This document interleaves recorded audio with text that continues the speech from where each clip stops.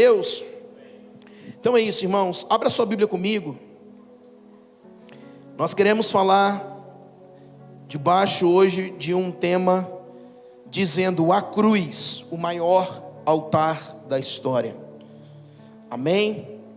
A cruz, o maior altar da história. Mateus capítulo 27.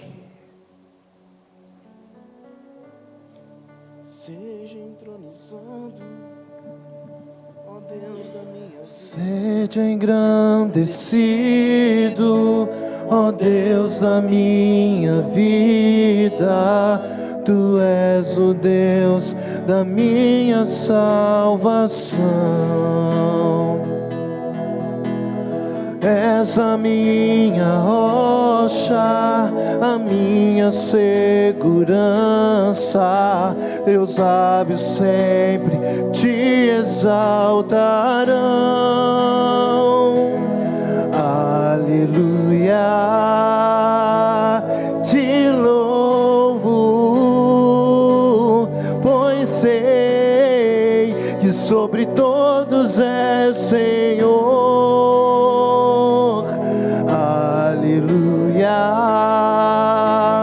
Te louvo, pois sei que sobre todos é Senhor. Aleluia, aleluia, aleluia, louvemos ao Senhor.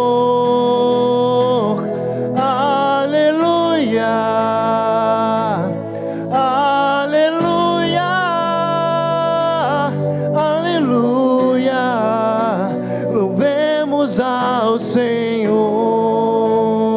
Glória ao nome de Jesus.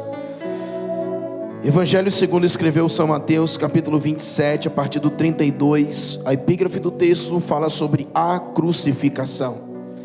E quando saíam, encontraram um homem sirineu chamado Simão, e quem constrangeram a levar a cruz. E chegando ao lugar chamado Gólgota, que significa lugar da caveira, deram-lhe a beber vinho misturado com fel, mas ele, provando, não quis beber. 35. E havendo-o crucificado, repartiram as suas vestes, lançaram sortes, para que se cumprisse o que foi dito pelo profeta. Repartiram entre si as suas vestes, sobre a minha túnica lançaram sorte. Até aqui, em nome de Jesus. 37 diz que lá estava escrito, uma acusação que este é Jesus, o rei dos judeus. Aí vem discorrendo um pouquinho, falando sobre o resto da crucificação. Amém? Querido, o tema que podemos dar hoje é a cruz, o maior altar da história. Quando nós olhamos para a questão de altares na Bíblia, nós vamos ver que em todas as histórias, discorrendo toda a escritura desde Gênesis, nós vamos ver que o Senhor é um Deus de altares. Esses altares sempre são erguidos de uma maneira ou de outra, por um autor, por um povo, por um tipo de raça de gente. Sempre os altares estavam sendo levantados, erguidos. Agora esse altar, irmãos, ele tinha alguma coisa diferente do que observamos, imaginamos e de que muitas vezes nós vemos hoje. Nós como crentes, não sei, evangélicos, nós subimos na maioria das vezes um monte para sacrificar algo ao Senhor, que diz respeito, irmãos, aos nossos pedidos, a necessidade que a gente tem, aquilo que a gente na verdade não quer oferecer, não quer ofertar, mas aquilo que a gente precisa pedir, aquilo que por passar por alguma dificuldade, alguma coisa desse tipo, nós vamos lá e falamos: ó Senhor, eu preciso de um milagre, de uma vitória, disso ou daquilo e tal. E na maioria das vezes nós subimos ao monte para isso. A questão é que os altares da Bíblia, quando eles eram erguidos, todo altar levantado, altar erguido, ele atrai resposta de Deus, todo.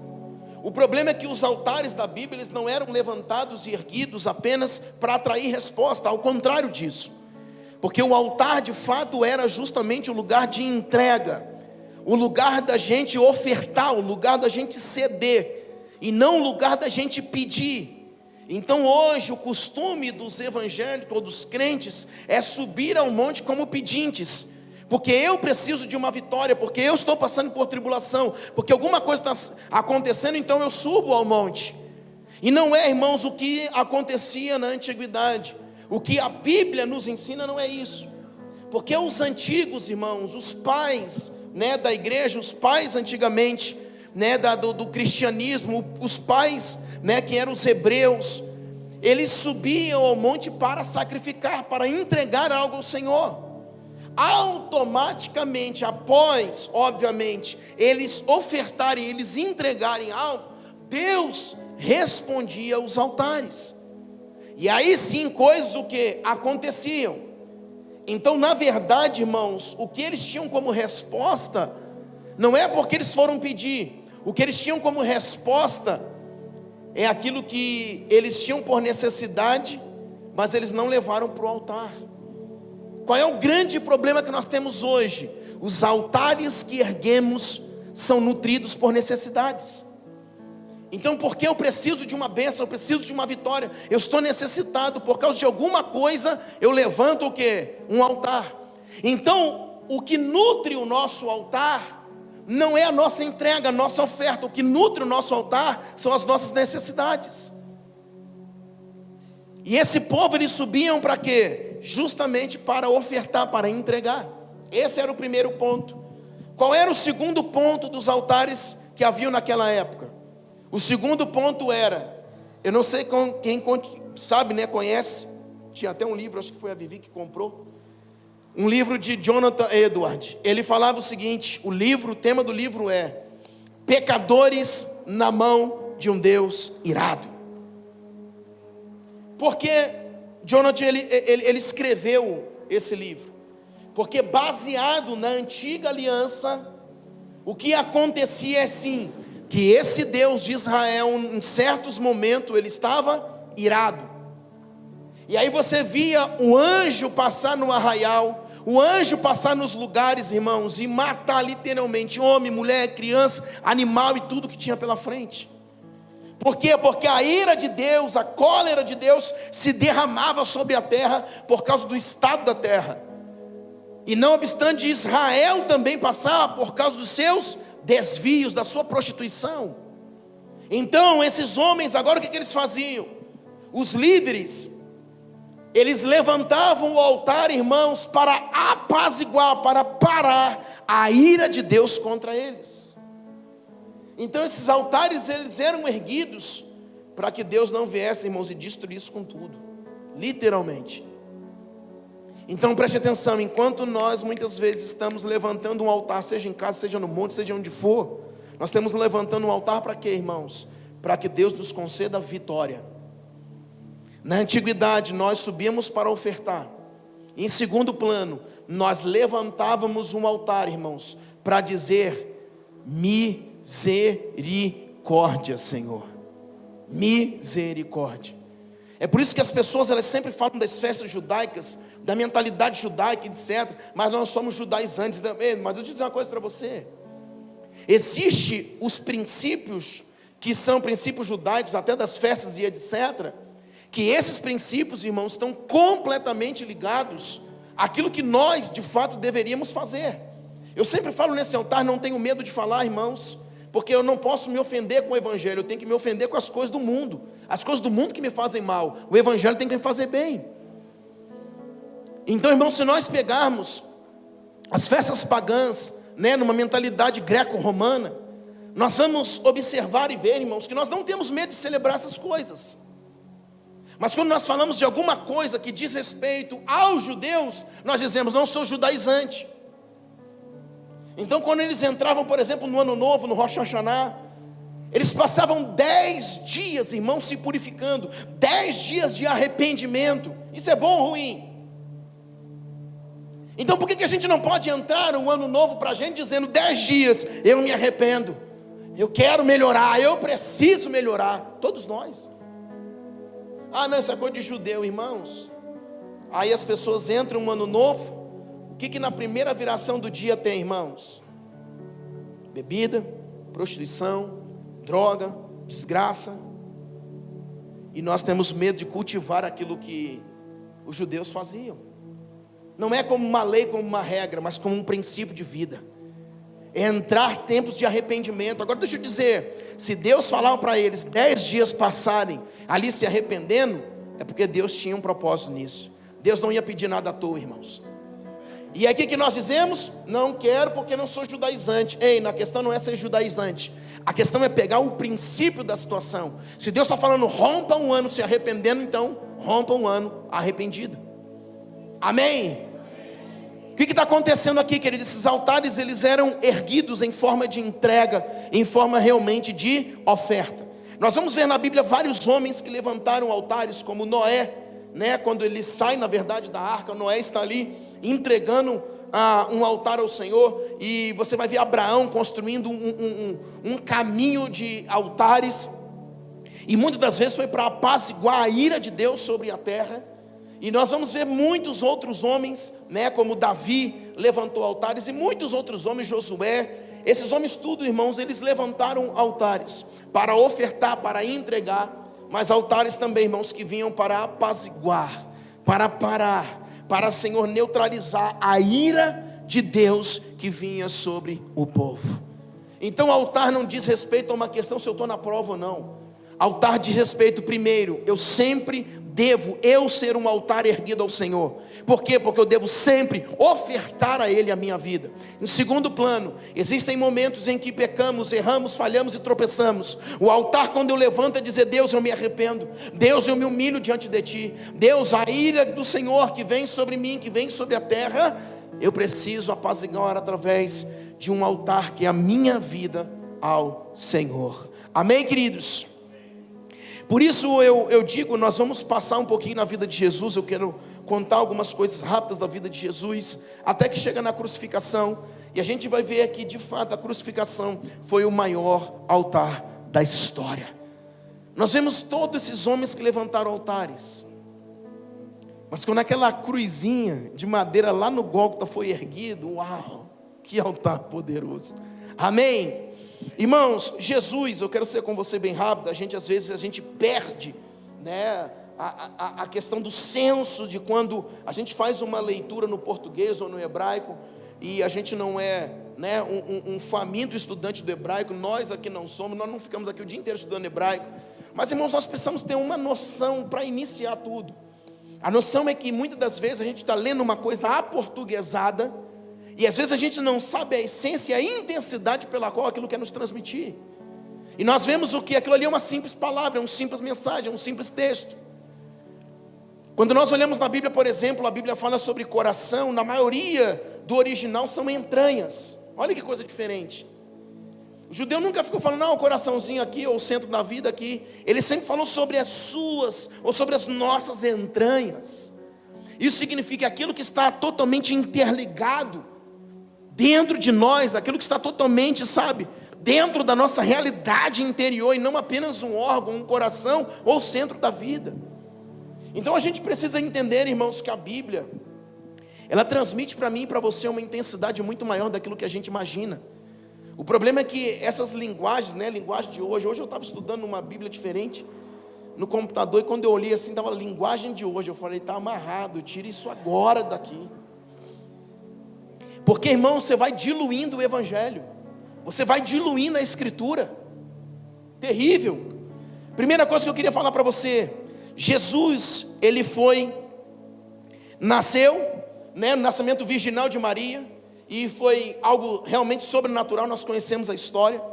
Depois Lucas 2:22 vai dizer que Jesus foi apresentado no templo, ali como um primogênito. Ele foi entregue, né, para ser apresentado no templo, foi erguido, oraram por ele.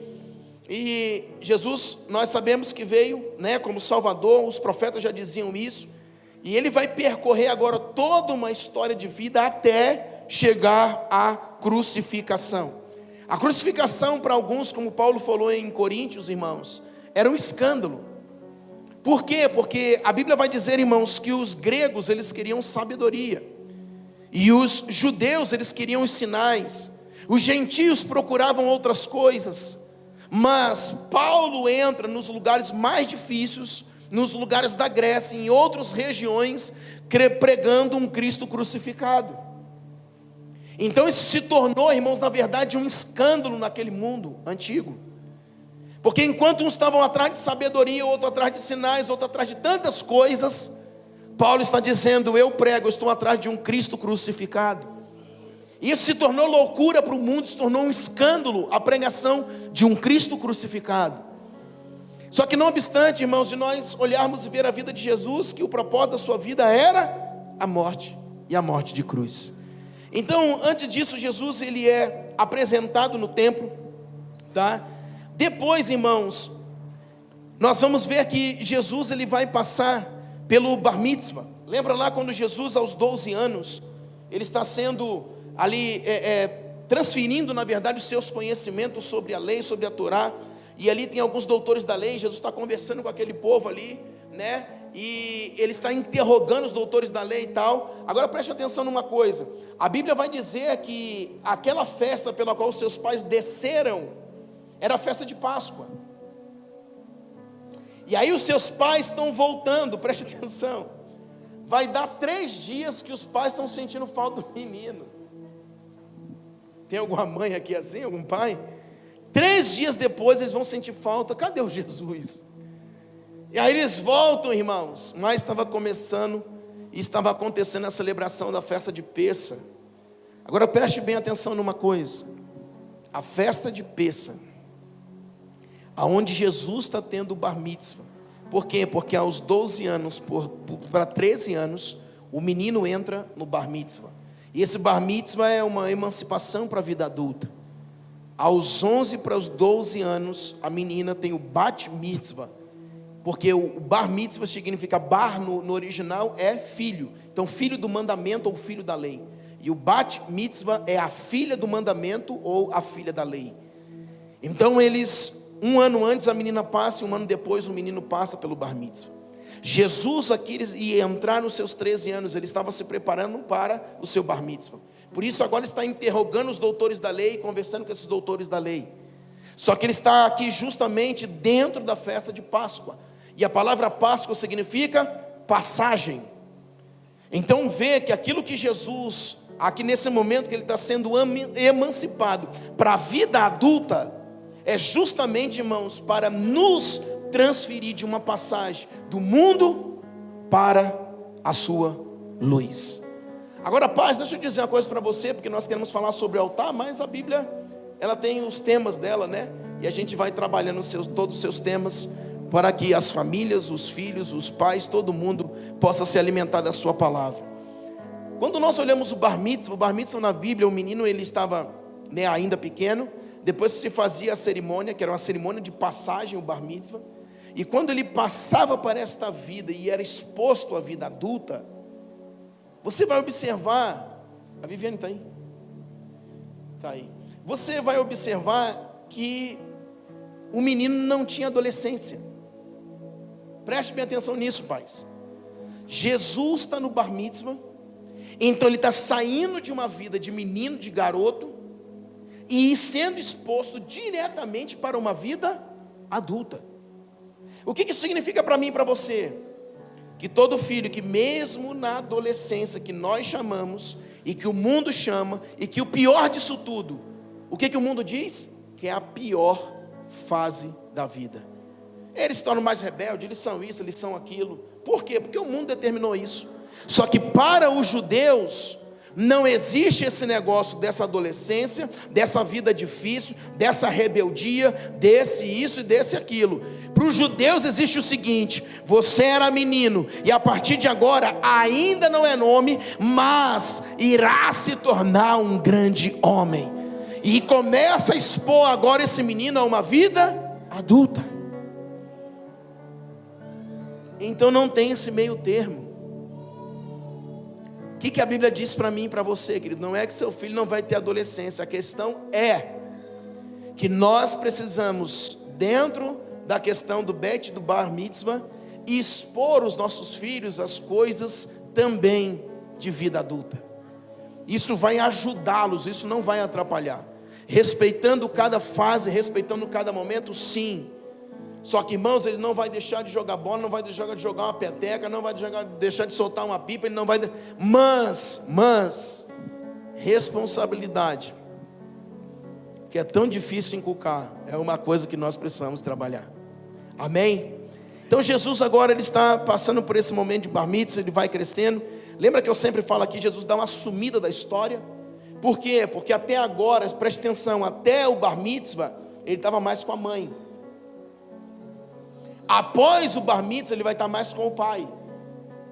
E agora José está levando ele para onde? Para trabalhar, está levando ele para ser exposto à vida adulta. E ali também o Pai Celestial está investindo na vida dele, porque a partir dali ele precisa o quê? Passar pelo momento, irmãos, de desenvolvimento. Você vai observar que Jesus vai chegar com 30 anos, de 13 a 30 anos, Jesus some da Bíblia, você já observou isso? Ele desaparece, ninguém vê mais falar nada de Jesus. Por quê? Porque Jesus está no bar mitzvah, depois do bar mitzvah, ele está agora se desenvolvendo para ser de fato o Cristo, ou melhor, o Cristo, o Mashiach, aquele que vai salvar o mundo dos seus pecados. Só que você vai observar que quando chega com 30 anos, Jesus agora ele está para ser batizado, e chegamos agora no batismo. E quando Jesus é batizado, diz a Bíblia que vem aquela pomba, né? Nós conhecemos a história, chega para Jesus e fala assim: tu és o meu filho amado, em quem a minha alma se satisfaz. Sabe por que o pai declarou aquilo ali, irmãos? E não era para declarar se Jesus havia casado. Se Jesus fosse casado, o pai não tinha declarado aquilo ali, porque toda essa reafirmação na vida do menino era feita até que ele casasse. Então a manutenção do bar mitzvah era todo ano o pai chegar e falar: tu és o meu filho amado, tu és o meu filho. Então todo ano o filho passava depois do bar mitzvah por essa afirmação, por essa manutenção. Agora Jesus, irmãos, por não ter casado, quando chega no batismo, ele tem uma afirmação novamente, e o Pai Celestial está dizendo para ele: tu és o meu filho amado. Só que, irmãos, ali ele iria vir para cumprir o propósito, morrer, ressuscitar e depois voltar para se casar com a igreja. Então foi a última vez que o Pai declarou: tu és o meu filho amado, em que a minha alma se satisfaz. Aleluia! Então até que ele casasse, o batismo foi o único momento de reafirmação pós bar mitzvah ali, dizendo: a partir de agora eu não afirmo mais, porque tu há de morrer, ressuscitar, subir ao assunto aos céus, mas depois tu voltará, e na volta se dará o casamento com a igreja. Por isso ali o pai afirmou a última vez que ele era o filho amado. Depois, irmãos, do batismo, nós vamos ver o ministério de Jesus propriamente dito. Jesus ali cumprindo todo o seu ministério. O ministério propriamente dito de Jesus começou após o batismo. E aí ele vai lá operando milagres, entrando em cidades, indo para cá, indo para lá e tal. Só que Jesus rodava toda a Palestina, toda a jurisdição ali da Palestina, onde Jesus ficava o quê? Operando milagres, trabalhando, fazendo, andando. Só que, irmãos, chegando, como diz a Bíblia, os dias após o dia de purificação, que era chamado a lei de Moisés, Jesus agora está vendo a necessidade que ele deveria ir para Jerusalém, porque a partir de Jerusalém, irmãos, Jesus iria morrer. Lucas 9,51 diz assim: aconteceu que ao se completarem os dias em que devia subir ao assunto aos céus, manifestou no semblante a intrépida resolução de ir para Jerusalém, e enviou mensageiros que antecedessem. Indo eles, entraram numa aldeia de samaritanos para ali preparar pousada, mas não receberam, porque o aspecto, olha aqui, o aspecto dele era de quem decisivamente ia para Jerusalém.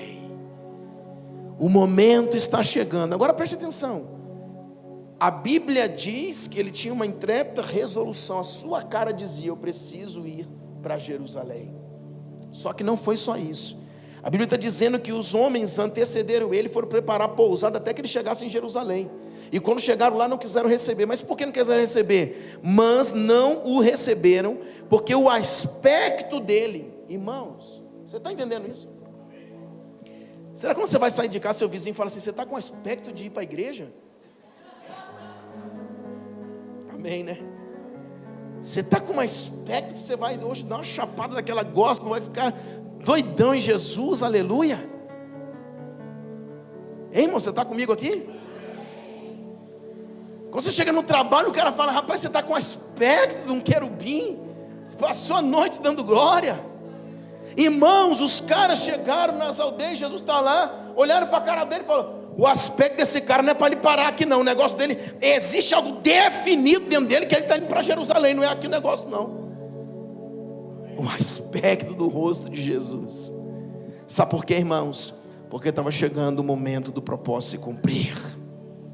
E agora o nosso Senhor, o Cristo, para levantar o maior altar da história, o seu rosto dizia: eu estou indo para a cruz, eu vou entrar em Jerusalém. Antes disso, Mateus 21 tem a entrada triunfal de Jesus em Jerusalém.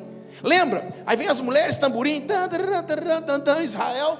E aí Jesus vai entrar, pega o burrinho lá, né? Desamarra aquele negócio, aí pega, não sei quem é o dono daquele negócio todo, mas Jesus vai lá, monta no burrinho, e ele vai entrando. E as mulheres jogando flores, e Israel, festa. Podia ter festa, mas lembra que o cara lá da aldeia falou? O seu aspecto era de ir para Jerusalém. Enquanto o povo celebrava, ele sabia que ele estava entrando no lugar da sua morte, para levantar o maior altar da história. Uau! O maior altar que estava em um madeiro. Agora, querido, a entrada triunfal de Jerusalém, eles vão sendo conduzidos. Quando ele entra em Jerusalém, irmãos, dado alguns momentos, Jesus é preso. Ali começa dentro do sinédrio o julgamento, aquele negócio todo, um tribunal, né? O sinédrio era um tribunal, e começa ali um julgamento, e logo depois o que vai acontecer? Eles vão declarar que Jesus de fato era condenado. Vão fazer toda a preparação da cruz, aquele negócio todo. Preparam-se a cruz, porque ele tinha que morrer com morte de cruz. Prepara essas chicotadas, prepara a coroa de espinho, prepara tudo. Jesus agora, irmãos, após ser condenado, ele vai pegar e vai sair desse lugar de condenação para subir ao monte. Escute isso. Jesus não foi crucificado na terra aqui embaixo. Lembra que nós falamos quando começamos a ministração? Jesus, ele tinha que subir ao monte. Só que preste atenção, antes de subir ao monte, ele tinha que passar pela via dolorosa. O meu sonho é passar por esse lugar, até chegar ao Gólgota e o sepulcro de Jesus. E agora subindo a via dolorosa, que ela fazia assim, ó, em Jerusalém, ela faz até hoje, né? Até chegar ao Monte Caveira, o monte do Gólgota. Se você olhar literalmente em fotos, você vai ver que a foto do monte, quando ela é tirada, você vai ver o formato de uma caveira literalmente no monte. Literalmente, dá para ver literalmente no monte. Só que Jesus tinha que subir a via dolorosa, até que chegasse aonde? No monte. Agora quem foi que carregou a cruz? Ele mesmo. Chegou lá o Simão, o Cirineu, né? Carregou um pouco para ele, mas depois a cruz veio para ele novamente, e ele carregava o seu próprio instrumento de morte.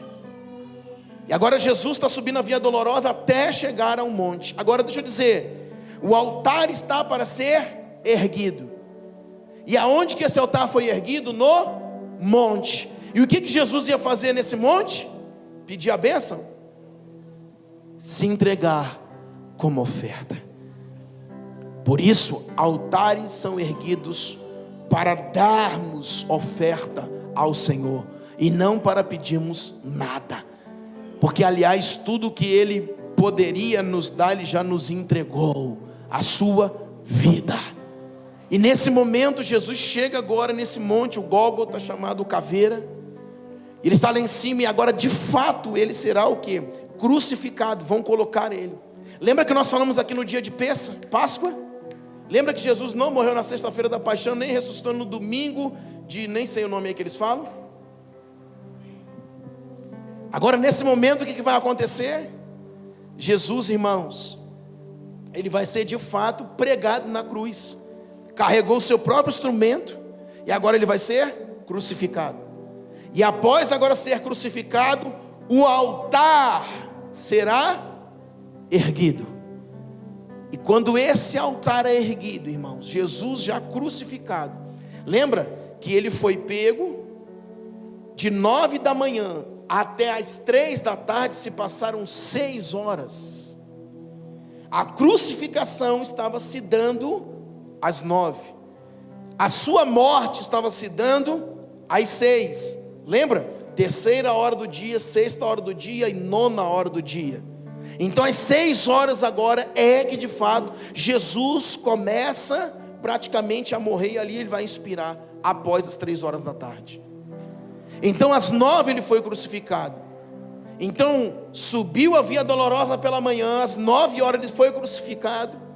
E agora, querido, de 9 até as 6 ele vai passar as 6 horas ali naquela cruz, pendurado, perdendo sangue, e os seus pulmões entrando, irmãos, em perca de ar, a sua vida perdendo sangue e morrendo aos poucos. Nesse momento, querido, começa a acontecer de fato agora um altar erguido. Por quê, pastor? Porque agora o altar está erguido, porque o altar está completo. Enquanto o Monte Caveira, o Gólgota, ele estava sem a cruz, estava incompleto. Enquanto estava sem o Cristo, estava incompleto. Você quer ver uma coisa? Pega comigo, por exemplo, quando nós olhamos para a crucificação, ou melhor, olhamos para o altar de Elias. O que Elias tinha lá? Quem sabe? Vamos lá. Elias tinha pedra, pegou as 12 pedras, pegou os cântaros de água. Elias depois fez chover fogo do céu. Elias tinha um madeiro, amém? E além do madeiro, diz a Bíblia que Elias corta o animal sangrando. E agora Elias vai pegar aquele animal cheio de sangue e vai colocar sobre o madeiro. E ali aquele animal ele é amarrado, e ele vai orar. Depois de ter colocado os 12 cântaros de água no rego ali, que foi algo que foi feito em volta, ele vai orar para que o fogo do céu viesse. Então, se preste bem atenção, olha a constituição que havia nesse altar. Primeiro, pedra fala de firmeza. Lembra que Jesus falou: eu sou a rocha, uma casa sobre a rocha, edificada sobre a rocha. Fala de constância, firmeza.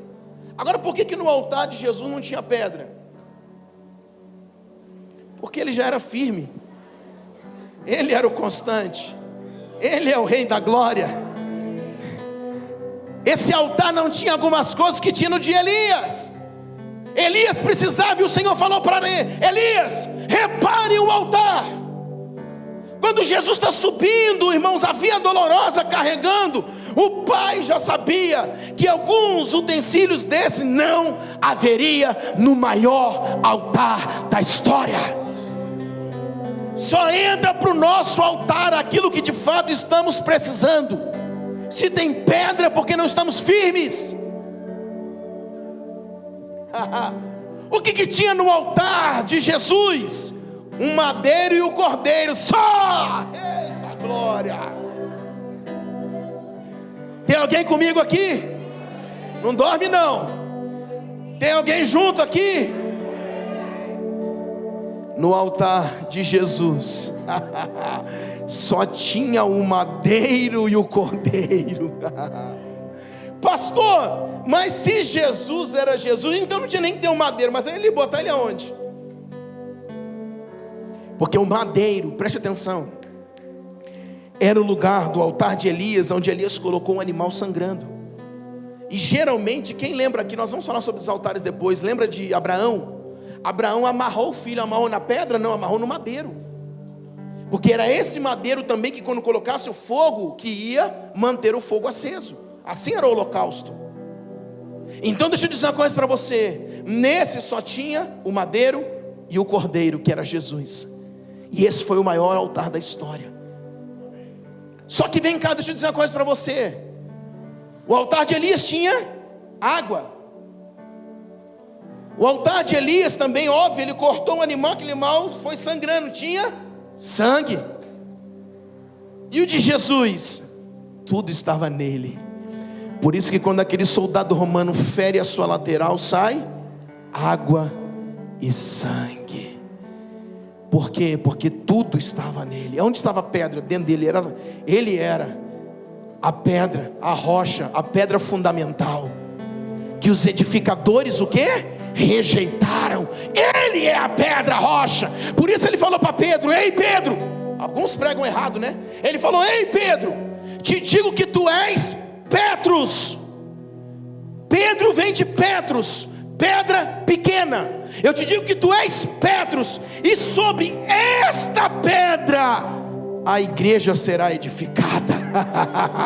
Porque ele é a rocha maior. A igreja não seria edificada sobre Pedro, mas sobre ele, o Cristo ressurreto. Aleluia! Então o povo está dizendo: mas esse altar está incompleto. Não está não, o que você quer? Está faltando pedra, está aqui. Está faltando água, está aqui. Está faltando sangue, está aqui. O que mais? Está faltando madeiro. O madeiro está aqui para me prender, só isso. E ele preso no madeiro, querido. Aquele madeiro era onde o fogo pegava, onde mantinha o altar também aceso. Desses altares que eram erguidos, não o altar do tabernáculo, mas o altar que esses homens iam erguendo. E Jesus agora está sobre o madeiro. Então tudo que havia nos altares que esses homens erguiam estava em Jesus, querido. Por isso ele foi o maior altar da história. Ele não precisou ninguém reparar para ele, ou ele reparar qualquer altar e falar: pai, agora está aqui um altarzinho erguido, levantado e pronto. Não. Ele está dizendo para o pai: olha aqui, os utensílios, o altar está aqui, sou eu.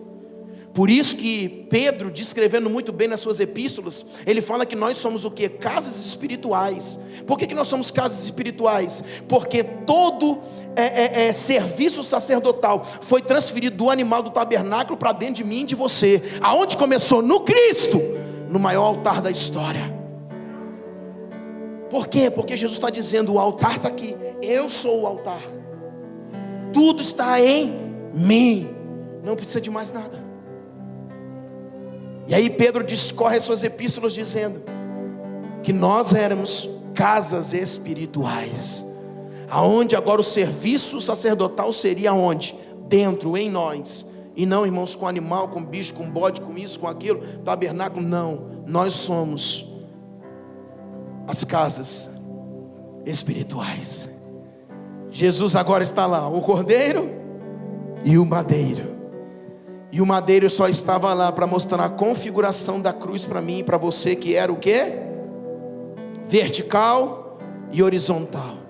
Relação com o Pai, relação com o céu e relação com a terra, relação com os homens. Essa é o modelo da cruz, esse é o modelo da cruz.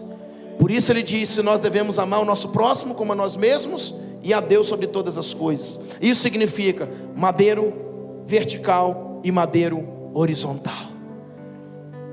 Vamos lá? Então nesse altar só tinha o madeiro e o cordeiro. E Jesus está lá. As horas estão se passando, 9 da manhã, 10, meio-dia. E Jesus agora está perto de falecer, de morrer.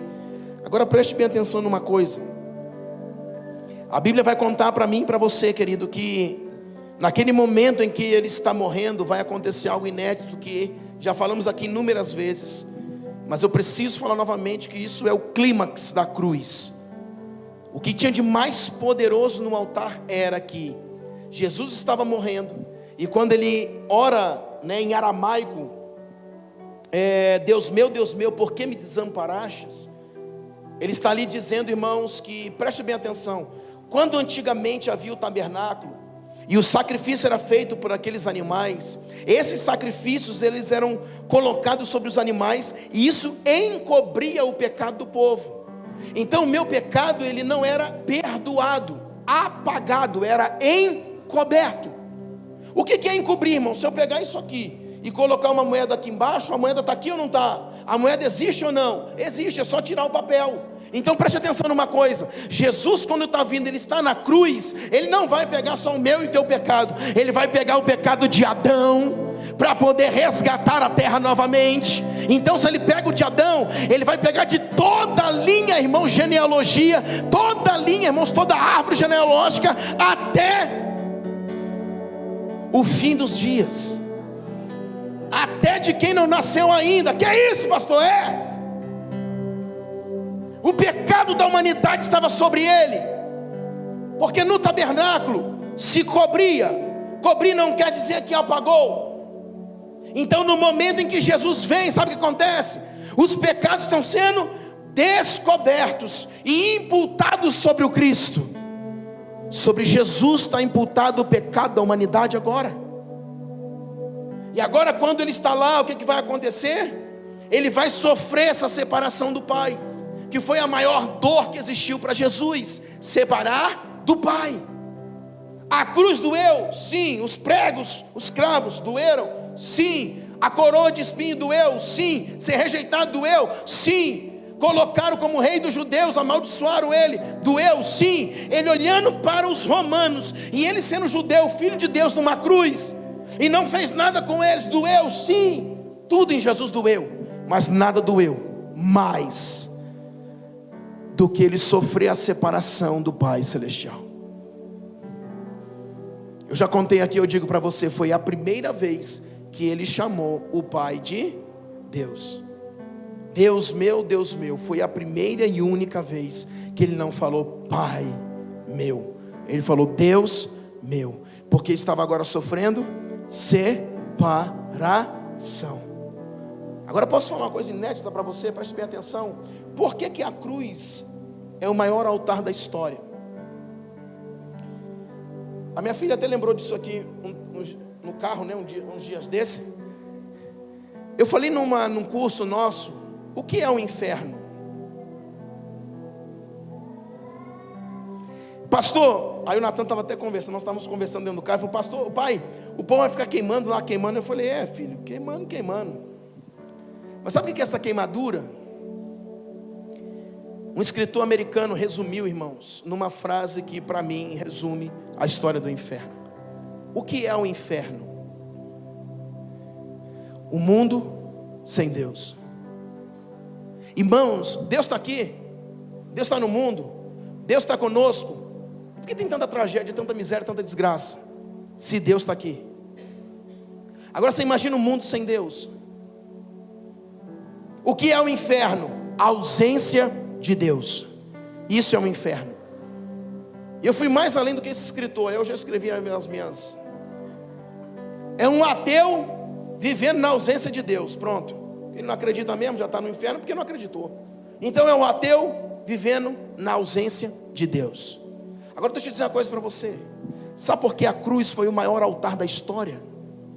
Porque esse Cristo, que Ele sofreu a separação do Pai, é como se Ele tivesse passado alguns dias no inferno, porque agora Ele sofre a separação do Pai.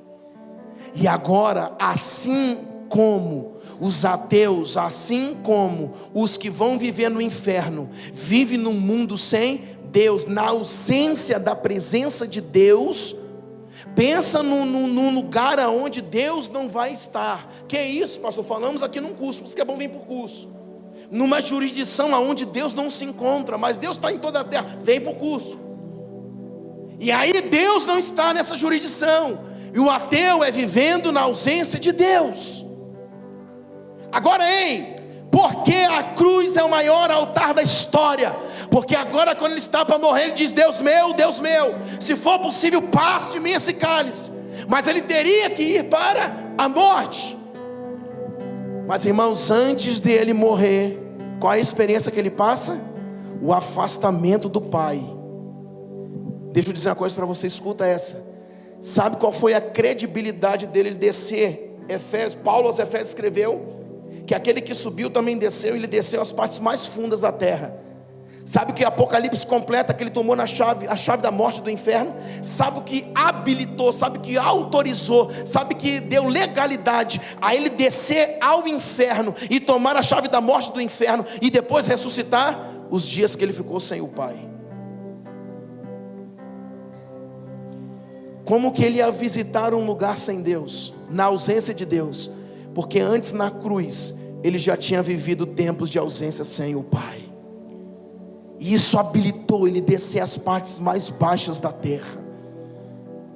Diz a Bíblia que depois ele tomou cativo o cativeiro e deu dons aos homens. Efésios vai dizer isso, que está dizendo o seguinte, que agora está o quê? Subindo assunto aos céus. Ele pegou esse cativo, levou ele para o cativeiro. Isso significa que agora ele está subindo ao assunto aos céus vencedor. Mas antes dele subir vencedor na sua ascensão, Atos capítulo 1, vai dizer Efésios que ele desceu às partes mais baixas da terra. Posso começar a dizer para você, você sabe o que é a cruz, o altar? Nós estamos na igreja, irmãos, 10, 20, 30, 40 anos, e eu confesso para você, que hoje antes de sair de casa eu falei, Deus, hoje vai ser a mensagem mais doce do meu ministério, mas não consigo, não tem jeito, porque nós precisamos olhar para uma mensagem dessa, de poder, de autoridade, e respondermos ao céu. Ele sofre o afastamento do Pai, querido. A maior dor de Jesus era não ter mais o Pai. A dor de Jesus era não ter mais o seu Pai por perto, a ponto de chamá-lo de Deus.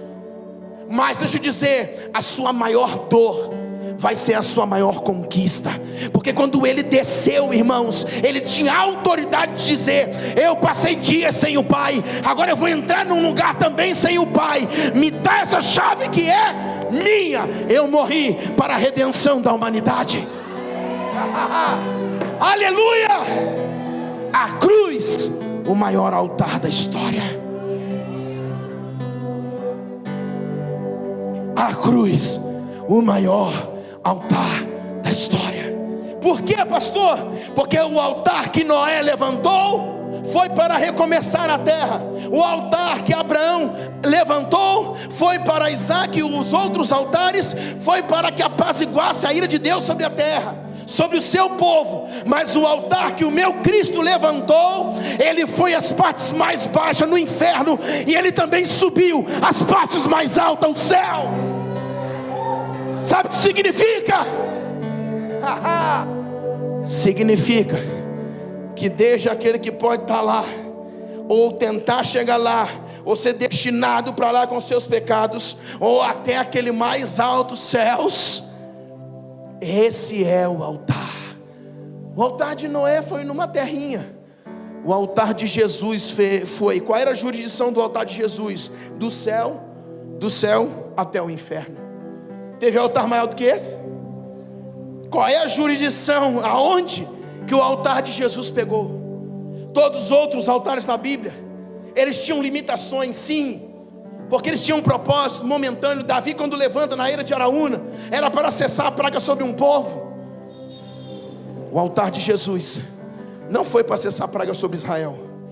Por isso o escritor, que eu nem sei mais aonde, mas está escrito, ele vai dizer o seguinte: os gregos, os gentios, os romanos, os judeus, o escravo, o livre, o preto, o branco, o amarelo, o índio, todo mundo, todos na cruz se tornam um como filhos de Deus. Por quê? Porque a cruz, a jurisdição dela não tinha limite, foi até o inferno. E depois de ir até o inferno, tomando a chave da morte e do inferno, como diz Apocalipse capítulo 1, verso 14, está dizendo que esse mesmo tomou cativo o cativeiro e subiu, e ainda deu dons aos homens. Não tem nenhum altar, irmãos, com essa expansão na Bíblia. Por isso a cruz é o maior altar da história. Ele tinha legitimidade. Só que a gente olha a mensagem da cruz, o que a gente vê? A gente vive uma vida olhando para a nossa dor, para o nosso pecado, dificuldades, mazelas, desgraça e tudo mais. Eu não sou um pregador coach, mas eu sou um pregador da verdade. E não tem jeito, quando eu levanto um altar ao Cordeiro, eu vou olhar para esse altar chamado cruz. E aonde ele vai me conduzir? Que foi o maior altar da história, que não teve limite. Desceu nas partes mais baixas e subiu nas partes mais altas. Isso significa, se o Cristo levantou esse altar para começar a história nossa, da igreja, do cristianismo, por que a gente só vive de lamúria, se lamentando que a gente é pequeno, que a gente é isso, é complexo, é dor, é tanta coisa que não vai dar, que não vou ser salvo, que eu vou sair da igreja? Ei, cresce, amadurece, olha para o maior altar da história. E assim é a nossa história aqui como igreja, irmãos. Eu confesso que nós não temos muito frufru aqui não. Nós temos uma Bíblia a ser pregada, irmãos, e entrar nas nossas entranhas, e penetrar no âmago da nossa alma, da nossa história de vida. Porque, irmãos, frufru, teco de lá e de cá, uma hora você cai, uma hora você está fraco, uma hora você não persiste, uma hora você não aguenta tribulação, uma hora você abandona Jesus. Mas, irmão, se essa palavra, a cruz, o maior altar da história, entrar nas tuas entranhas, irmão, você nunca mais vai saber o que é desviar, o que é estar fraco, o que é abandonar Jesus. Você estava aí mais forte do que nunca. E é isso que mais eu quero evocar, eu quero chamar, eu quero conclamar o poder do sangue da cruz, o sangue de Jesus. Olhamos para nós, rebaixamos, somos pequenos, somos isso, somos aquilo, não consigo, estou fraco, estou isso. Irmãos, a gente bota tanto adjetivo para a gente, mas eu tenho só um adjetivo, que esse adjetivo, querido, diz respeito à qualidade da cruz, o que a cruz representa para mim, ponto final. Porque se a gente for olhar nossa história de vida, temos problema, temos N situações, mas a gente passa mais tempo olhando esses problemas, dificuldades, etc., e não olhando para a Escritura. Então a gente ouve a mensagem da cruz, a gente ouve sobre isso, a gente ouve sobre Jesus. Irmão, parece que entra pelo ouvido e sai pelo outro, porque amanhã a gente está do mesmo jeito. Não é esse jeito que eu vivo.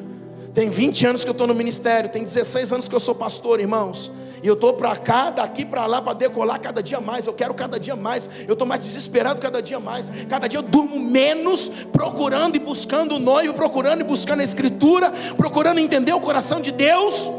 Até sono eu perco, simplesmente porque eu entendi uma mensagem do maior altar da história. Imagina Noé levantando o altar. Pastor, mas você não viu de ele? Não, Natan estava falando de Elias hoje. Não, Elias foi tremendo, poderoso. Davi era de Araúna, meu Deus. Irmãos, Abraão fez um caminho de altares, mas era pelo um povo, era por ele. O único, irmãos, que conseguiu alcançar toda a terra foi a cruz. Agora posso dizer o que nós falamos no começo, que o altar ele vinha para apaziguar a ira de Deus. Deixa eu dizer uma coisa para você. Quem era para estar na cruz? Eu e você. A cédula, a sentença de condenação que estávamos sobre nós, diz a Bíblia que o Senhor foi o que? Rasgou ela na cruz, despojando publicamente principados e potestades. Então, não obstante dele nos livrar, ele ainda expôs publicamente os principados e potestades. Isso significa, irmãos, a sentença que vinha contra eu e você, irmãos, foi rasgada através da cruz. Isso significa a ira de Deus que viria sobre a terra foi paralisada através do maior altar da história. E ainda pegou retroativamente, voltando à história de pecados que estavam o quê? Encobertos. Então o pecado de Abraão estava encoberto, o de Adão estava encoberto, o de Davi estava encoberto, porque aquele sangue de animal não tinha o poder de apagar, e sim de encobrir. E agora quando Jesus chega, esses pecados estão fazendo assim, ó, tira de cima o sangue desses animais, que eles não têm poder para apagar, só para encobrir. E todo esse pecado vai para cima de Jesus. Por isso, irmãos, que ele sofre a separação do Pai. Mas ele sofreu a separação do Pai para ter a legitimidade de descer no inferno e dizer, ó, esse lugar aqui não tem o meu pai. Esse é um lugar de ausência do Pai, de Deus. Porque, preste atenção, posso dizer uma coisa para você? Escandalizar você? Se ele não passa na cruz sem o Pai, ele não conseguiria suportar o inferno. Pegou? Se ele não passa um tempo na cruz sem o Pai, ele não conseguiria descer e suportar o ambiente do inferno, um lugar com ausência de Deus. Por que que ele sofre na cruz a ausência do Pai? Porque ele tinha que descer às partes mais baixas da terra. Isso deu autoridade e legitimidade para que ele pudesse descer. Eu estou indo para o final, para a gente terminar. A morte vicária, a palavra no original vicária é substituta. Jesus morreu substituindo a gente, a morte vicária. Substituiu aqueles que estavam condenados. E ele se fez o quê? Pecado, maldição em nosso lugar. Amém? Nesse momento, querido, que Jesus está na cruz e vai para morrer, o que vai acontecer? Diz a Bíblia que o véu agora vai se rasgar lá do templo, ok? Havia um véu lá no templo que separava. Esse véu, Jesus está morrendo, e no momento lá das 6 horas que ele vai, que ele morre, o véu vai se rasgar de alto a baixo. Agora deixa eu dizer uma coisa para você, irmãos. Esse véu, ele tinha algumas histórias na Bíblia. Sempre quando a gente fala de véu, até Paulo escreveu uma vez, né, que a carne de Jesus era o véu. Quando a gente fala de véu, a gente vai observar alguns lugares na Bíblia falando sobre alguns tipos de véu, inclusive o do tabernáculo. Porque esse véu fazia separação entre a presença de Deus e o povo. E o véu sempre se falou de separação.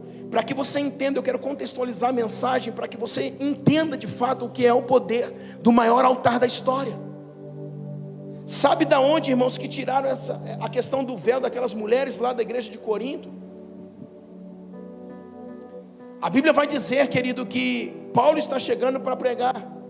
Havia adoração da deusa Diana naquele tempo. E esse véu era colocado na cabeça de mulheres.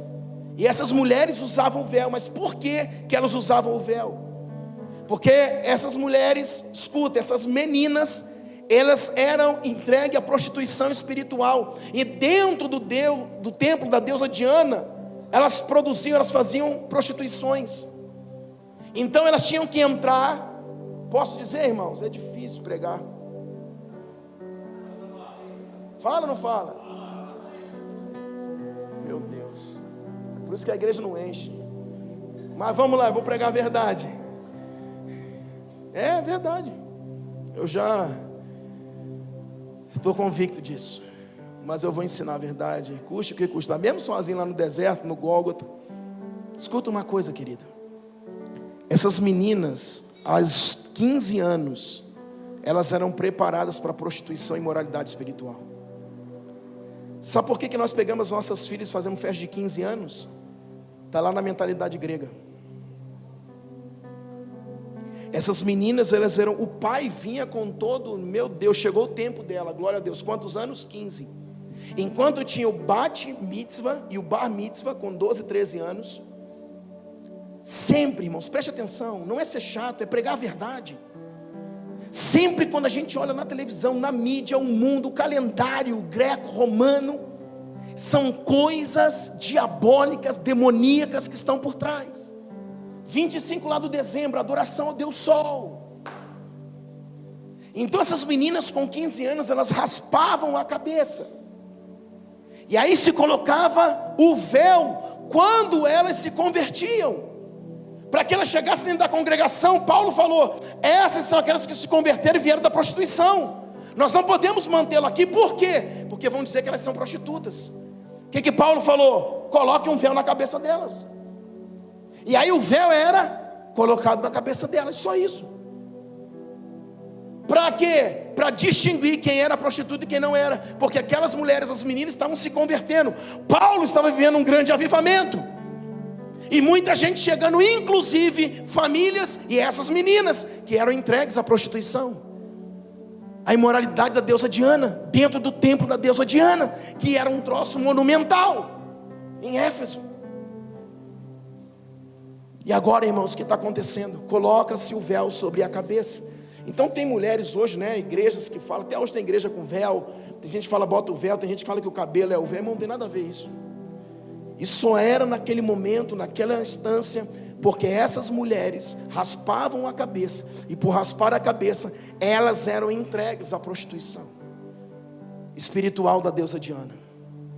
Então se colocava o véu. Então preste atenção, o que era o véu aqui? Eles entenderam que assim como o véu separava a Arca da Aliança, esse mesmo véu em Éfeso separava essas meninas para dizer, elas não são prostitutas, elas estão aqui justamente para adorar o Senhor, elas se converteram.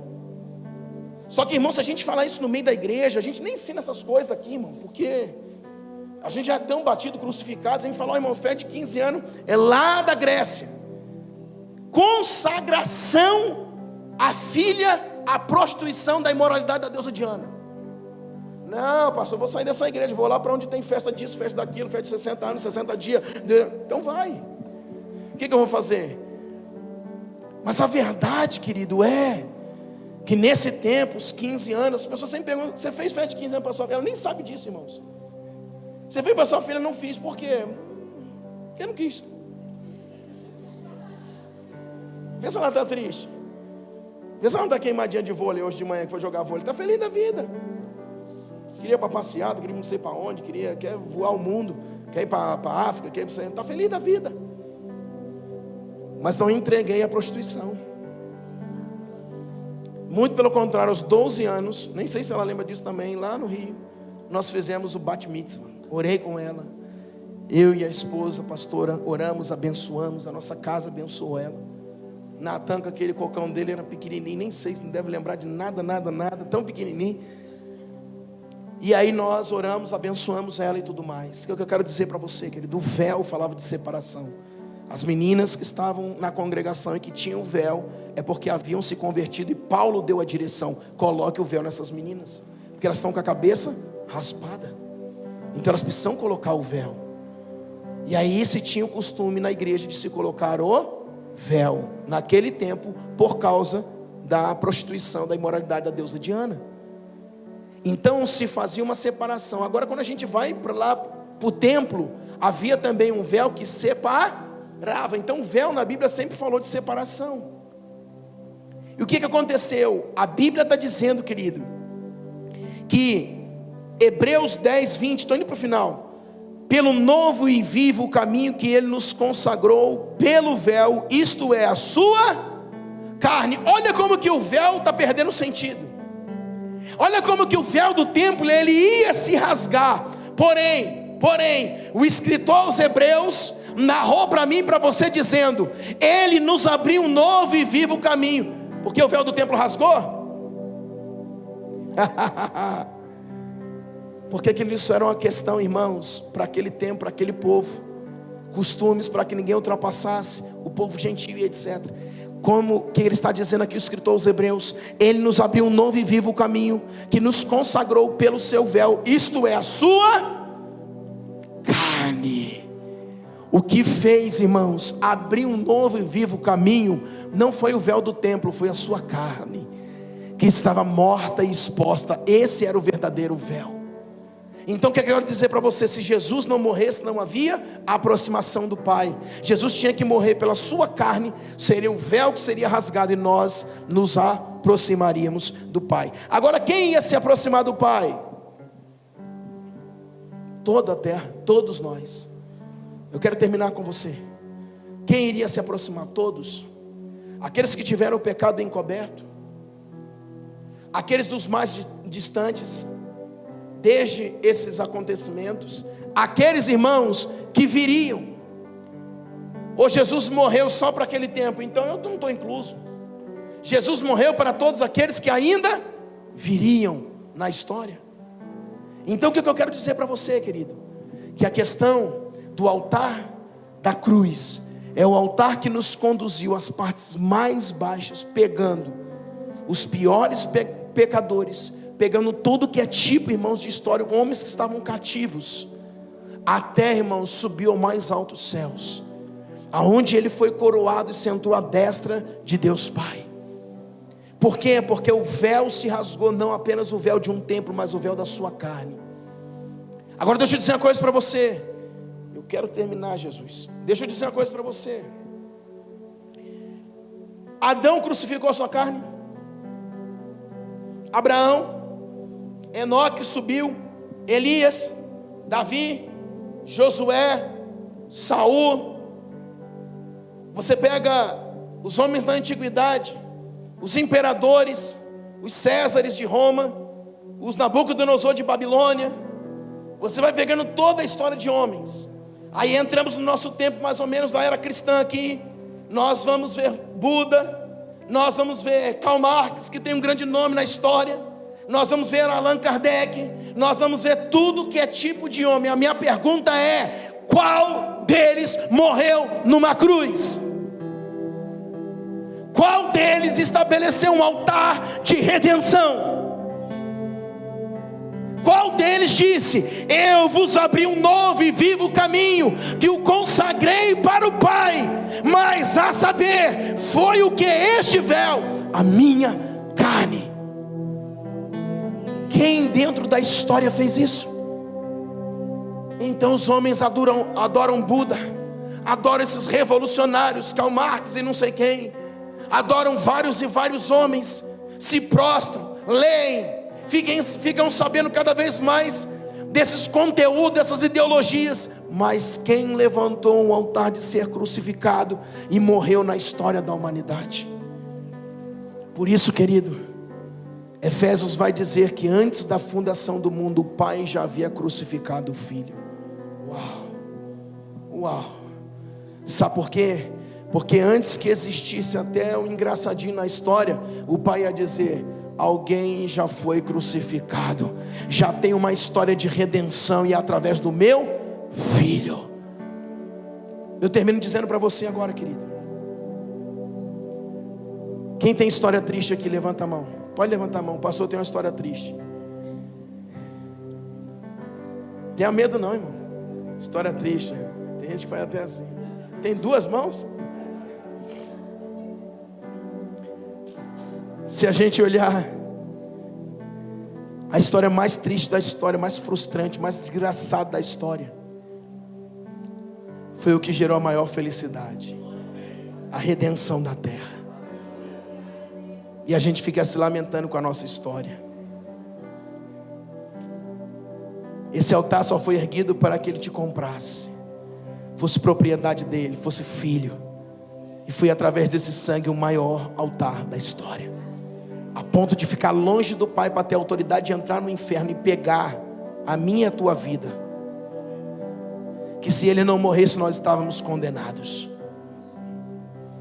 O maior altar da história, que foi levantado em um lugar, em Jerusalém, mas que de Jerusalém alcançam as partes mais baixas da terra e as partes mais altas do céu. Essa é a cruz. Eu termino dizendo para você, querido, não tem limite para esse altar chamado cruz. Não existe limite. Enquanto todos os altares que foram erguidos na Bíblia, eles tiveram limites, porém a cruz não tem limite. Da maior tristeza que houve, termino dizendo, e nós vamos ceiar agora, dividindo a história em antes e depois. Deixa eu dizer, no seu livro de história, não estou dizendo Bíblia, você sabe disso, às vezes mais do que eu. Não estou dizendo da Bíblia, eu estou dizendo no seu livro que você estudou em história, os jovens, adolescentes, no livro de história da escola, está dizendo antes de Cristo e depois de Cristo. Ele dividiu a história em duas. Você já ouviu falar antes de Karl Marx, depois de Karl Marx? Antes de Buda e depois de Buda? Você já ouviu falar antes de Nero e depois de Nero? Você já ouviu falar lá de Nabucodonosor? Você já ouviu falar antes e depois de alguma coisa? Só teve um que dividiu a história em duas partes: antes e depois de Cristo. Por isso esse foi o maior altar da história da humanidade, a cruz de Cristo. Amém? Vamos ceiar ao Senhor. Glória ao nome de Jesus. Que o Pai nos conceda, irmãos, estarmos atentos a essas realidades da cruz. Glória ao nome de Jesus. Fica de pé comigo em nome de Jesus. Nós vamos diante da mesa do Senhor. Eu queria que você, diante da mesa do Senhor, querido, visse o poder que esse sangue tem para, de fato, nos redimir, nos curar, nos transformar, nos dar direito de vida eterna, de salvação. Nós não podemos pegar esse maior altar que existe da história, irmãos, e ficar só em algo escrito dentro da nossa Bíblia ou aqui dentro. Isso é para uma prática de vida. É para que a gente pratique, irmãos, essa verdade da cruz. Foi escândalo para o mundo antigo, é escândalo para muitos ainda, mas ela, irmãos, para nós é vida, é o poder de Deus através do Filho. Amém? Pai, nós louvamos a Ti nessa noite e Te agradecemos, Pai, pelo sangue vertido na cruz do Calvário. Declaramos, Pai, que há poder no sangue de Jesus. Nós declaramos, Pai, que ninguém é maior do que o Senhor, do que essa história, do que esse altar erguido. A cruz foi o maior altar da história. Eu quero aqui, Pai, declarar no nome de Jesus, que se nós estamos sendo subjugados por as coisas da vida, Pai, subjugados por não entendermos a mensagem da cruz, nós declaramos hoje, Pai, que ao tomarmos a ceia, reafirmamos a nossa aliança e tomamos posse do poder, Pai, deste sangue e do poder da cruz. Em nome de Jesus, Deus, nós oramos também, Senhor, por esse pão que simboliza o Teu corpo. E o escritor aos Hebreus diz que foi por aqui, Senhor, que o Senhor abriu um novo e vivo caminho, que foi consagrado, a saber, o véu, Senhor, da sua carne, que foi rasgada, que foi dividida por nós, Pai. Nós consagramos esse pão a Ti e Te agradecemos, Deus, em nome de Jesus, porque hoje podemos lembrar desse altar que mudou a história da humanidade e nos deu direito de redenção e vida eterna, em nome de Jesus.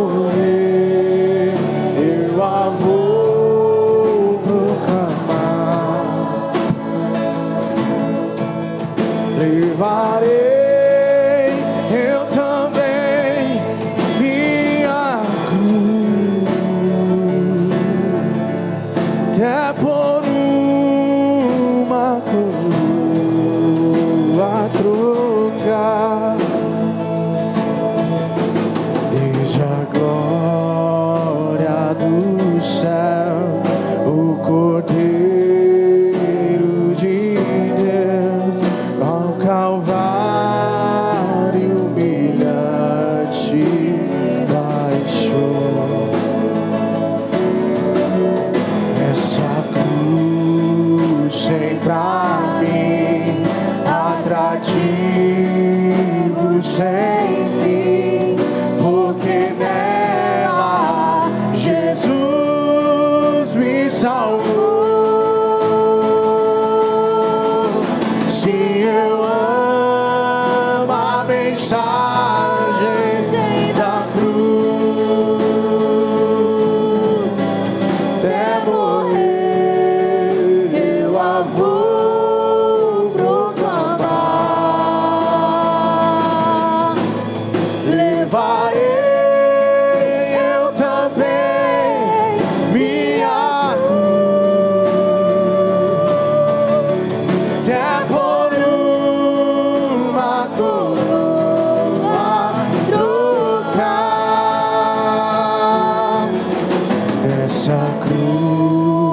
padeceu e por mim já morreu, meu Jesus, para dar-lhe o perdão.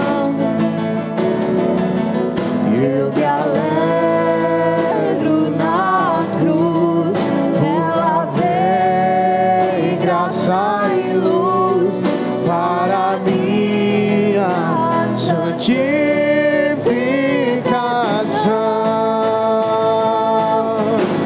Se eu amo a mensagem da cruz,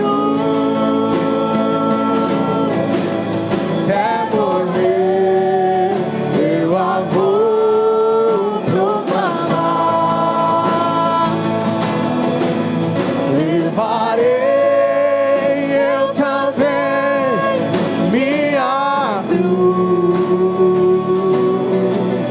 até por uma coroa trocar. Eu aqui com Jesus, a vergonha da cruz, quero sempre levar e sofrer. Cristo vem me buscar e com Ele no lar uma parte da glória hei de ter. Se eu amo a mensagem da cruz, até morrer eu a vou proclamar. Levarei eu também minha cruz, até por uma coroa a trocar. Aleluia. Todos receberam, todos foram servidos, amém. Pegue o pão, Pai, como diz a tua palavra, que nós devemos, Pai, esperar uns pelos outros, que se alguém tem fome, Pai, come em casa, porque nós estamos diante da mesa do Senhor. E nós, Pai, através desse pão que simboliza o teu corpo, nós declaramos em nome de Jesus, que, Senhor, esse pão, que é o véu que foi rasgado verdadeiramente, abra sim, Pai, acesso de um novo e vivo caminho verdadeiro ao Pai, para entendermos a cruz, o maior altar da história. Deus, é assim que acreditamos que somos mais do que vencedores, de que, Pai, as doenças, as enfermidades, as crises, as dores, os dilemas, os problemas, as tribulações, nada nos separa do amor de Deus.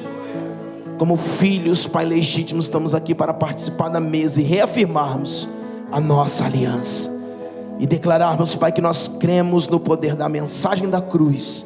Esse é o maior altar da história. Em nome de Jesus, coma do pão, em nome de Jesus.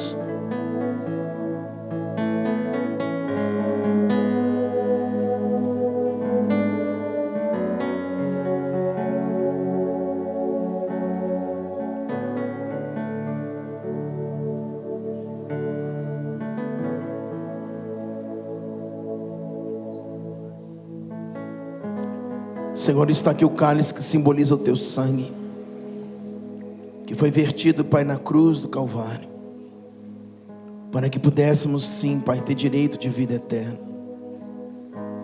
Nós queremos te louvar, Deus, porque não foi um sangue, Pai, de animal mais, que encobriu o pecado do povo, mas foi o sangue do Filho de Deus,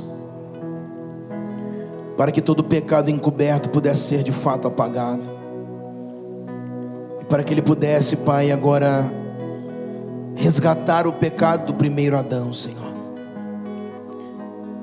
Foi dali, Pai, que nós ressurgimos. Daquele único Filho de Deus, o unigênito. Ele na cruz se tornou primogênito, primeiro de muitos. A primícia, Pai, dos que dormem.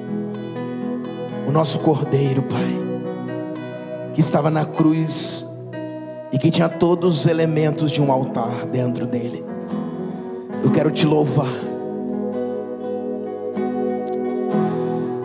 E é por essa mensagem, Pai,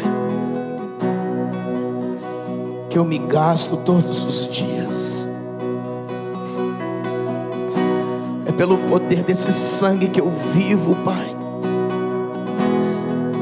Pela tua igreja, pela missão do Senhor todos os dias.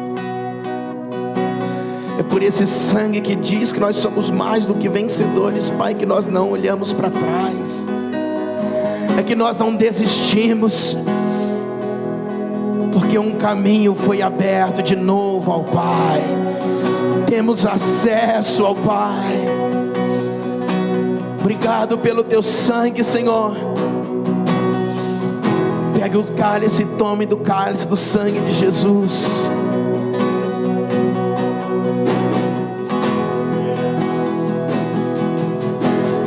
O céu pra me encontrar, que não é. Levante as suas mãos e receba do poder desse altar em nome de Jesus.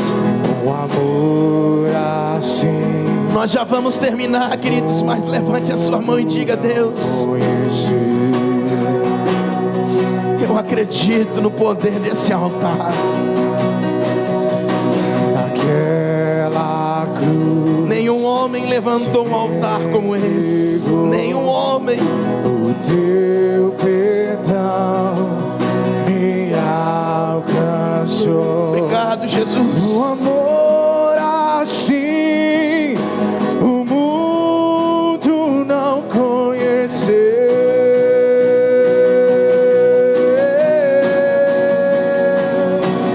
No altar de adoração seja sempre exaltado Jesus, Filho de Deus. Deixou a sua glória, morreu em meu lugar. Jesus, Filho de Deus. Tu és Jesus, Filho de Deus. Receba do poder desse altar hoje. Sobre si pecado e dor, venceu a morte, ressuscitou. Um amor assim o mundo não conheceu.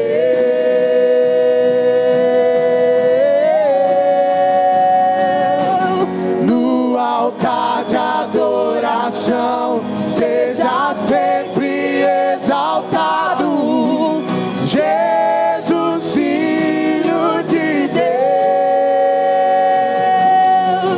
Deixou a sua glória, morreu em meu lugar. Jesus, Filho de Deus. Tu és Jesus, Filho de Deus. Seja exaltado, engrandecido. Teu nome é santo, poderoso é, e não há nada que acabe o seu amor. Declare: A cruz me libertou, a cruz me libertou, a cruz me libertou, a cruz me libertou. Seja exaltado, engrandecido, teu nome é santo, poderoso é, e não há nada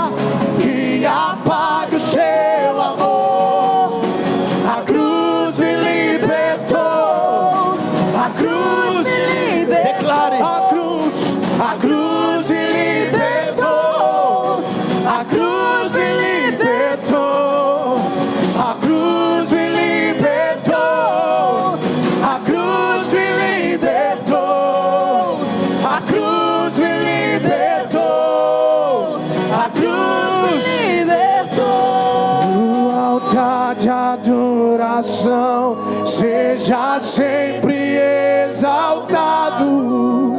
Jesus, Filho de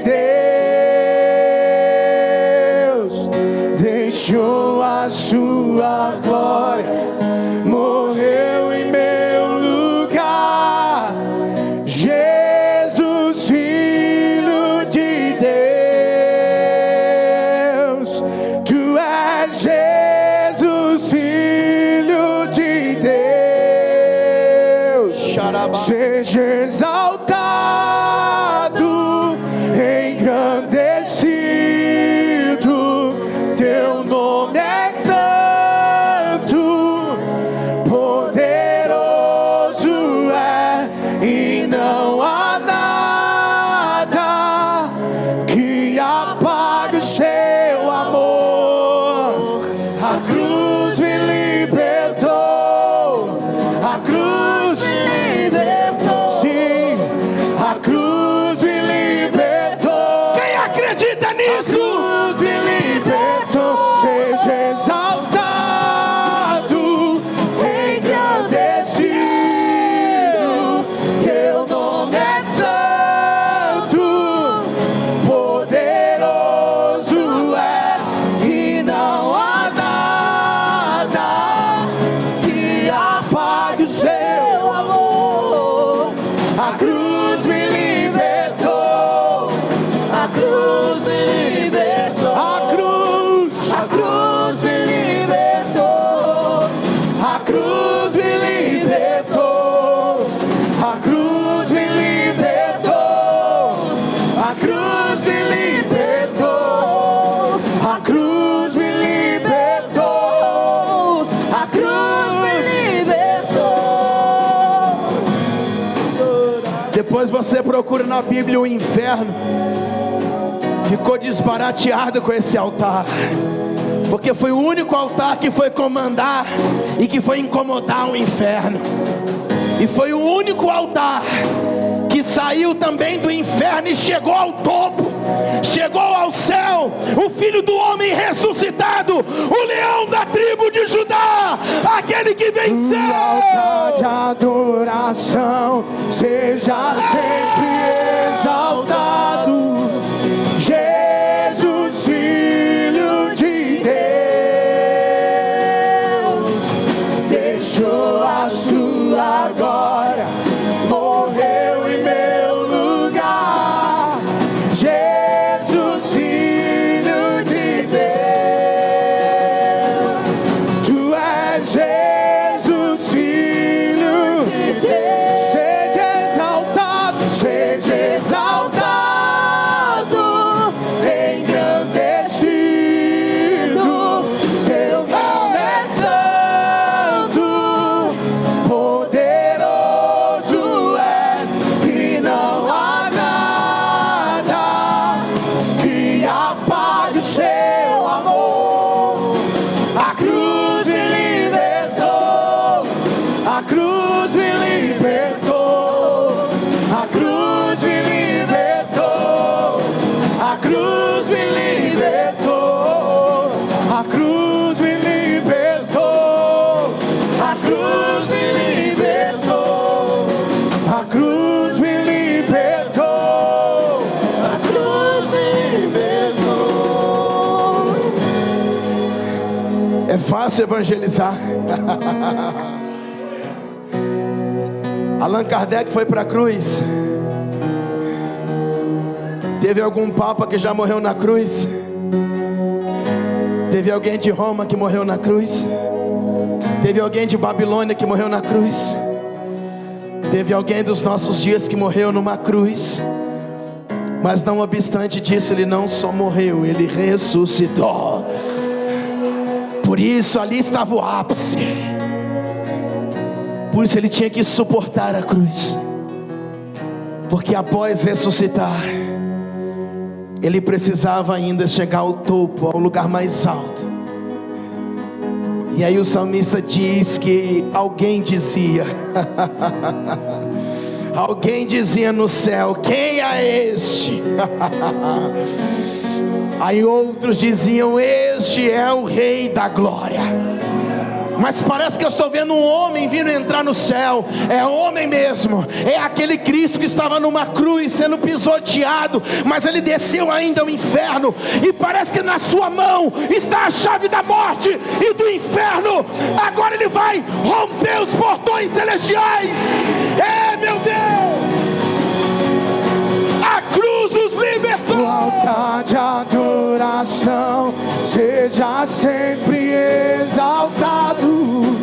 Jesus, Filho de Deus, deixou a sua glória, morreu em meu lugar. Jesus, Filho de Deus, Tu és Jesus, Filho de Deus. Sim, Tu és Jesus, Filho de Deus. Tu és Jesus, Filho de Deus.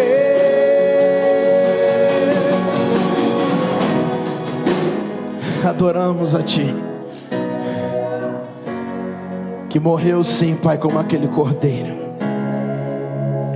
mas Apocalipse diz que levantou como um gigante leão, porque já tomou o seu lugar à destra de Deus Pai.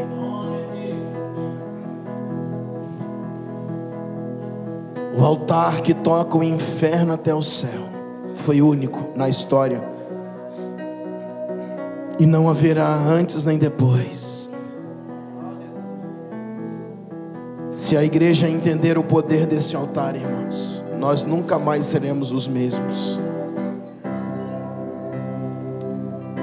Meu pedido a Deus nessa noite é que o poder desse altar te alcance.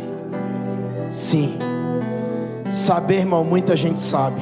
Eu não tenho que saber, eu tenho que viver o poder desse altar. Viver o poder desse altar. Todos os dias eu vivo o poder desse altar. Todos os dias. Todos os dias. O poder do altar está conosco. Todos os dias. Não tem ninguém maior do que Ele na história, que morreu e ressuscitou. Receba do poder desse altar. Contra toda moléstia, contra toda enfermidade, contra toda dor, contra todo passado, contra tudo aquilo que te atormenta, contra toda tribulação. Sim, Ele nos abriu um novo e vivo caminho. Estamos reconectados com o Pai, e nada pode nos separar desse amor, porque entendemos a mensagem desse altar. A cruz é o maior altar da história. A cruz é o maior altar da história. Não há e não haverá outro maior do que esse, que conectou os céus e a terra, que conectou os céus e a terra, que conectou os céus e a terra. Amém. Amém. Deixa eu dizer uma coisa para você. Quando o Senhor estava indo ao inferno, Ele estava indo num lugar que tinha ausência de Deus. E quando Ele chegou aos céus, Ele estava entrando num lugar com presença de Deus. Agora, para mim acabar, agora eu acabo.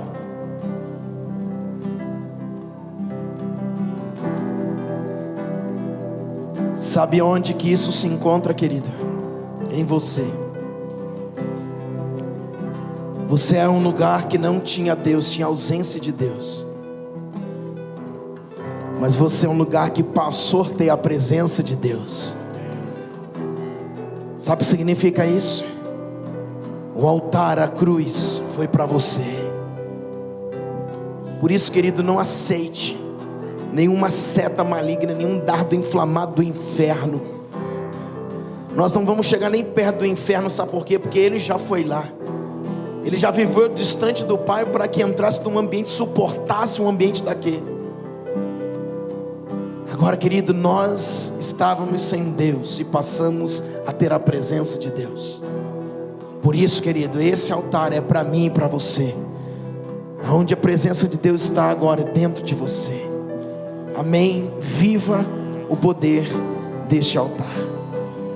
Deus, eu quero declarar em nome de Jesus, sobre a Glaucilene, Pai, que está em casa agora, que o poder, Pai, do sangue de Jesus, que o poder desse altar, Deus, toque a vida da Glaucilene.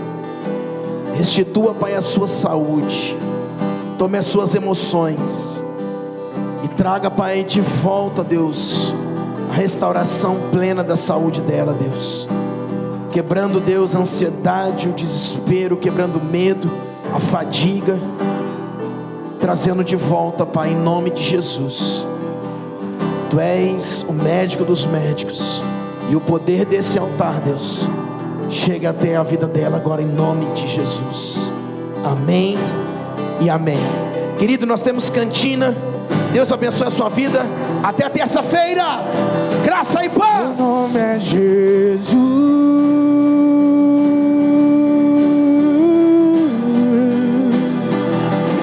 Seu nome é Jesus.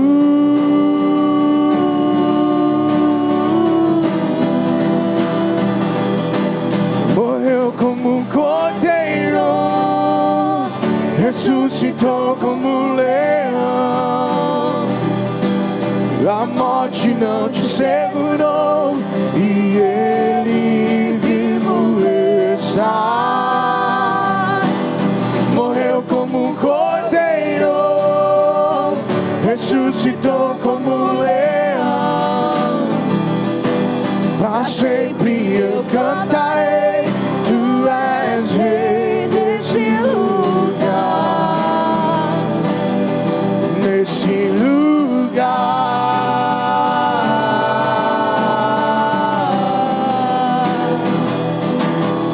Nesse lugar.